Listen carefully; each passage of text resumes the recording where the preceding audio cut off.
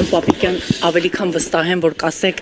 քննարկումից հետո ձեզ հարցադրումներ անենք, բայց ընդամենը զուտ փորձագետների գնահատական ասում են, բանակը 1.5 տարի դարձնել է, դա նախընտրական արշավ է ՔՊ-ի կողմից։ Հիմա կզեկուցեմ, վերջում էլ կգամ ճեպազրույց կտամ, շնորհակալություն։